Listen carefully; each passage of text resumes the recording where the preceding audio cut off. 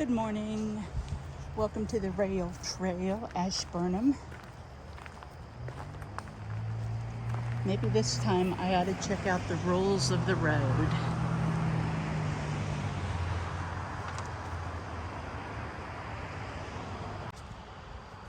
This is quite the beautiful entrance into the forest and the trail. Now this is the trail we got lost on the other day because we went the other direction to the last part of the trail. And isn't this beautiful?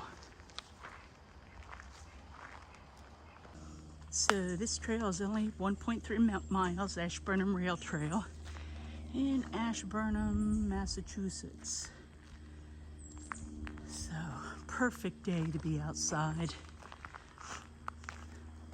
I'm really enjoying the woods. All the ferns and the pretty little flowers.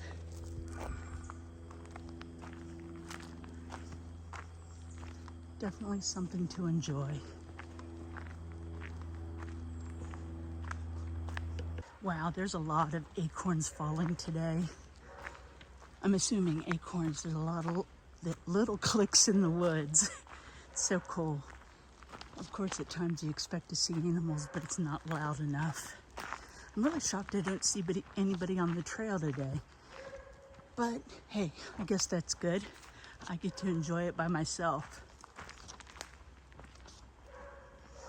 When I woke up this morning, I was thinking about this Welsh triads. I discovered them about a year ago, and you know, they were like based on folklore during the medieval times, and like they expressed the folklore in a triad.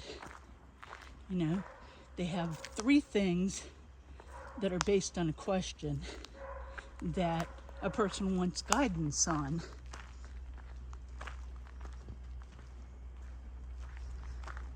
I did one, well, I've done quite a few, based on different things, but like there's the Druid Animal Oracle. It is a beautiful set of cards, kind of like tarot cards, but I think they're a lot better because they have animals. And, you know, the triad, basically with the cards, I picked three cards, and one is basically past, present, and future. And, you know, like when you do it, you ask for what you're seeking as the inspiration for doing it. Sometimes it gives me insight to like write a poem after I've completed the triad. I have one that I'm trying to remember, and boy, that's not simple. But it's based on a triad where I had like asked how to work through things that I dread, because I was really dreading life last year. And you know, it gave basic answers such as sacrifice, you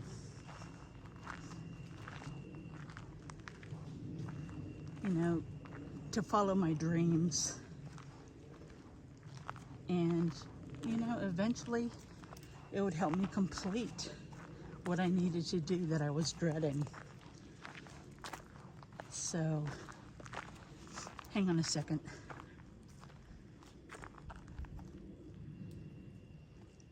There, I pulled out the poem. I'm trying to memorize it because I'm not real good about remembering things. And it says, the sacrifice for freedom.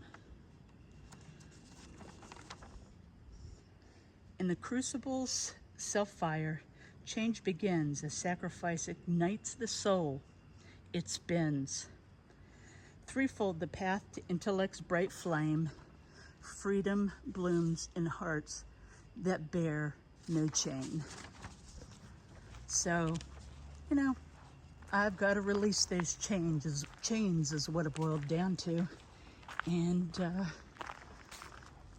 you know, I was able to move forward a little bit through that. You know, one thing about the Welsh triads, you don't have to just use them for druidry. Anybody that has a particular religion can use them. You know, take for instance, okay, let me rephrase that. Druidry, considered by a lot of druids, is not a religion. It's a spiritual path. It's a spiritual path of loving nature. You know, giving back to nature and trying to keep nature alive, not being destroyed like we as humans tend to do. And, you know, as in my opinion, you can combine druidry with any religion, such as paganism, Christianity, Buddhism, whatever you happen to be, you can enjoy it, druidry with it, because all you're doing is giving back to nature. So like, as a Christian, I've done triads, you know, like, let me think for a second. You know, basically,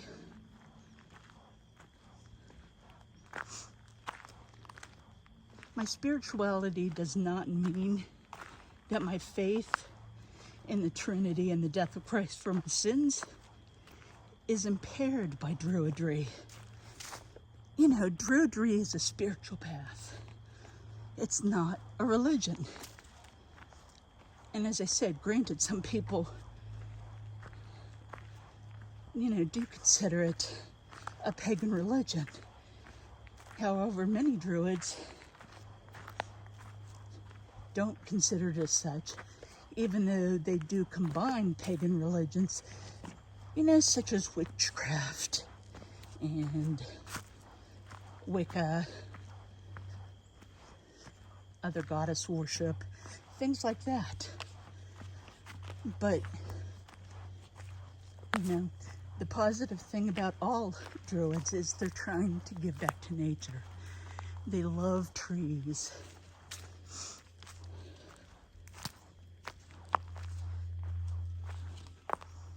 Like the commonality with me, like my druidry encourages me to love the land that is created, you know, like through divine inspiration that God gave to us. And it sustains life, which He has provided for us.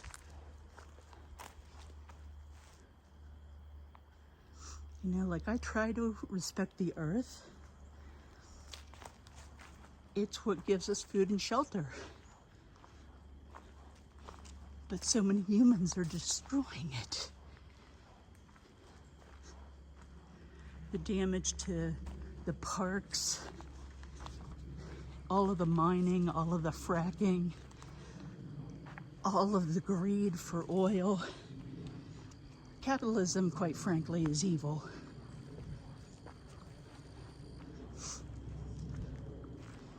But you know, they're destroying the environment. I mean, I'm part of it too. I mean, like, yeah, I recycle. Yes, I try to save on water, because there is water shortage out west that'll eventually end up here. But, you know, I'm not the best at everything, and there's a lot more that I can do. Oh, see the little squirrel? Hi, little guy. He's climbing right up that tree. Where did you go? Okay, I love squirrels.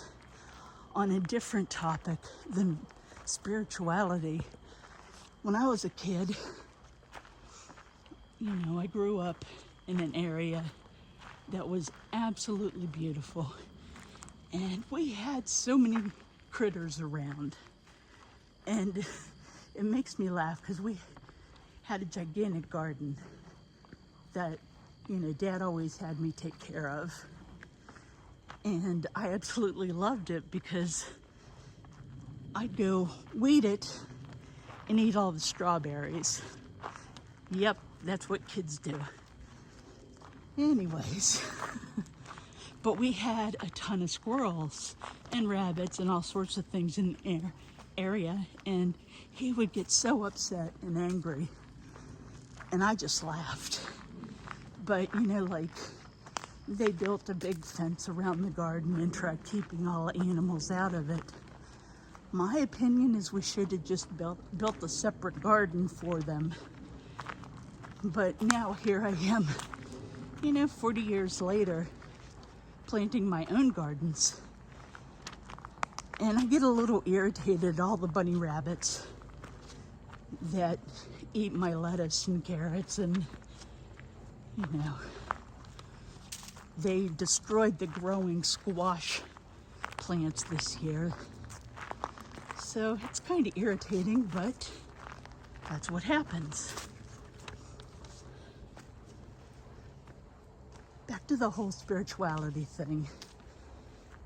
I mean, think about it. Animals are part of nature. So we need to love them and treat them with the respect that they deserve. I'm getting out of breath. And I'm not the greatest at walking, breathing, talking, holding this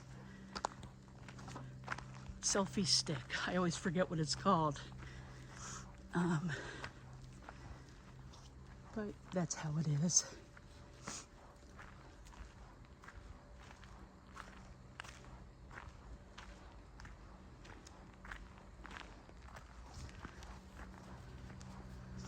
I guess I ought to stop talking about spirituality because it offends so many people. Religion. Maybe I should rephrase that. Religion traumatizes so many people. For me, I just love everybody. Doesn't matter who you are. Doesn't matter where you're from. What matters, is respecting every single human. We all have a right to be here. And, if you're a Christian, God tells you to love your neighbor. You're not told, Christ tells you basically, you're not told to do everything you can to hurt them. You're told and taught to help one another. If somebody's hungry, you help them, you give them food. That makes me think of down when I used to live in Boston. Every Christmas, I would buy gift certificates for McDonald's and the Boston Market and hand them out to the homeless because that way they could eat. And yes, there are a lot of homeless that are, intoxicated most of the time. So it wasn't putting the cash in their pocket, and it was giving them something healthy to enjoy.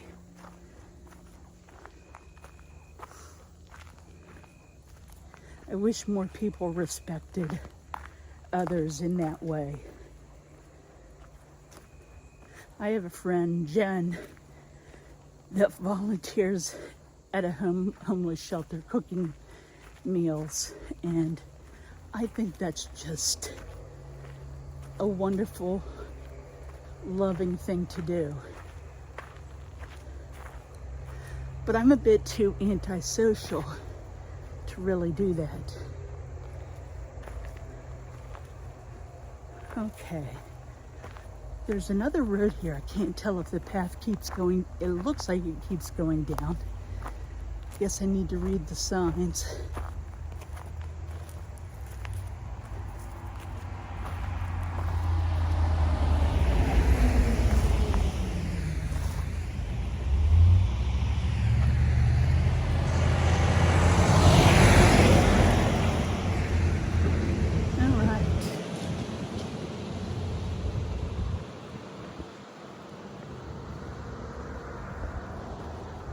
So there's a lot of other people that hike.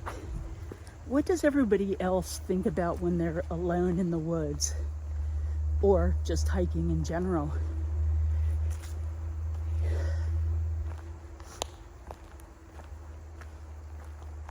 I seem to think a lot about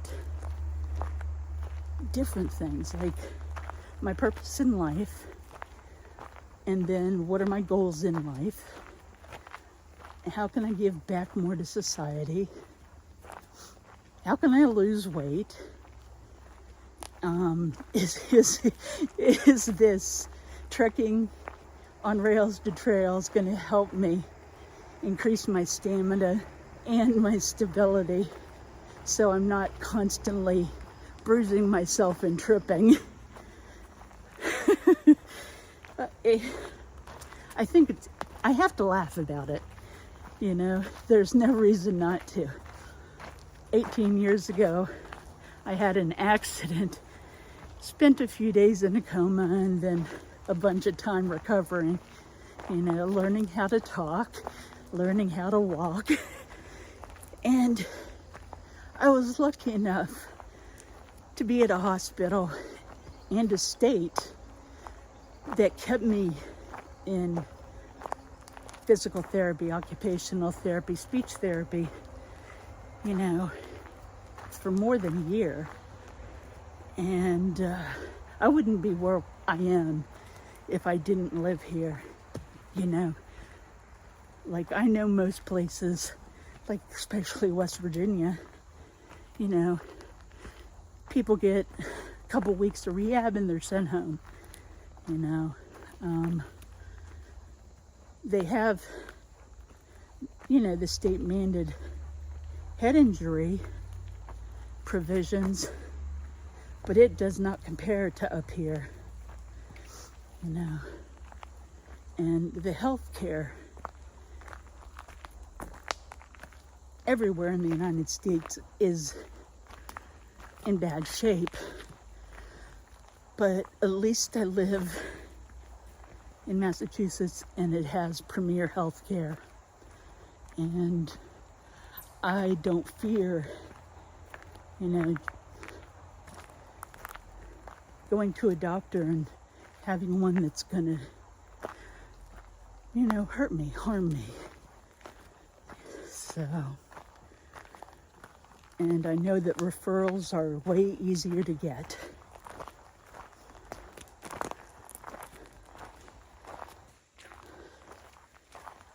So, okay, boy, I end up on different tangents. I was talking about what I think about. What does everybody else think about as they walk along trails?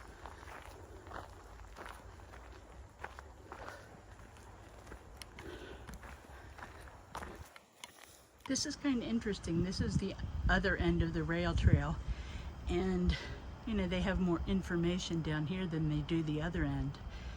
And the bad part is, like, there's no parking here, but you know, at least there's information somewhere. So I actually just passed other people hiking, so that was nice. So far I really love this trail. The ground is sand. There's one little place that has cinder, and you know, it's so much easier on the knees and ankles, so I'm thankful for that. not getting jarred around as much. You know, being a mega heavy girl, you know, it's not easy. And the weight adds even more impact. Gotta get rid of it. That's why I'm doing this. And hopefully I can pray in a few years that I'll be able to do some long distance hiking without perspiring to death or falling constantly and harming myself that way. So it's kind of funny.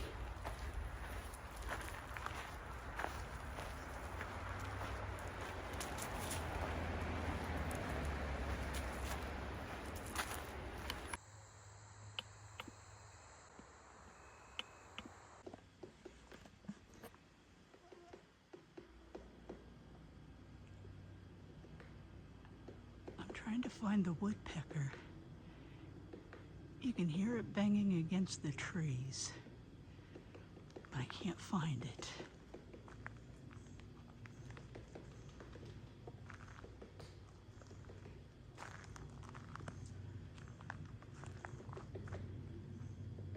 Darn it.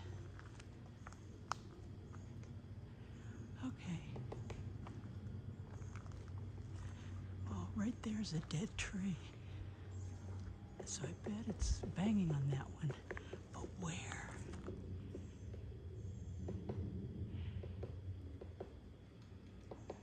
There he is.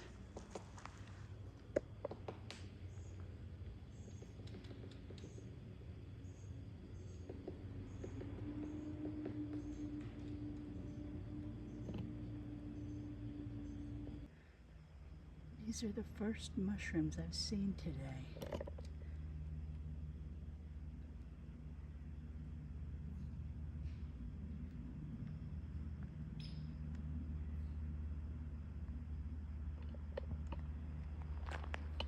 I was thinking about another thing that I don't see addressed too much about people hiking. One thing I have in my little pack is a tick remover, and there are way too many ticks, and I don't want to get Lyme disease. I don't think anybody wants to. So just remember, carry a tick remover with you. Well, I'm almost to the end of the trail.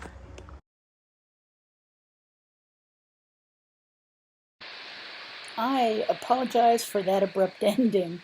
I'm still trying to learn the video camera, and I didn't notice a warning, and then it went boom. No more video, no more ability to record.